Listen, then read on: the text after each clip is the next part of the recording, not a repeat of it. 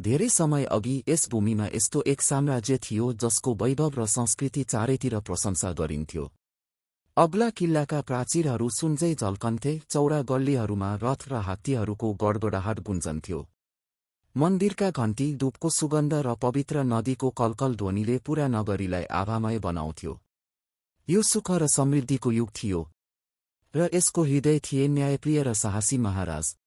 राजमहलको दरबार कुनै देवालयभन्दा कम थिएन।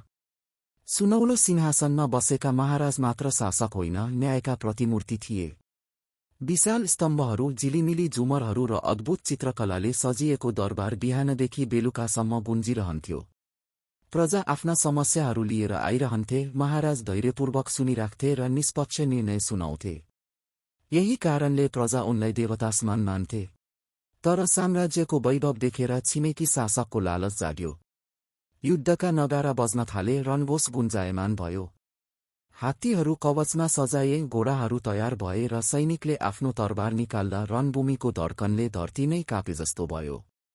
महाराज आफै घोडामा चढेर सेनाबीच पुगे र मातृभूमि र धर्मको रक्षा गर्ने शपथ दिलाए। युद्धको दिन आयो। रणभूमि धुलो, धुवा र गर्जनाले भरियो। हात्तीको गर्जन, घोडाको टाप र सैनिकहरूको ललकारले आकाश नै काप्यो। महाराज अग्रपङ्क्तिमा गएर तरबार उठाउँदै शत्रुमा आक्रमण गरे। उनको साहसले सेनामा उत्साहको ज्वार उमालियो।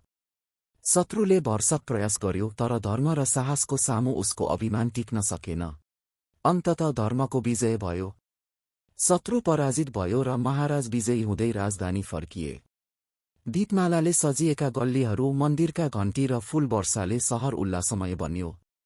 किल्लाको प्राचीरमा उभिएर महाराजले तरबार आकाशतर्फ उठाउँदै घोषणा गरे, धर्म र न्याय नै हाम्रो राज्यको आधार हो। अनि चारैतिर गुन्जियो, जय महाराज, जय महाराज।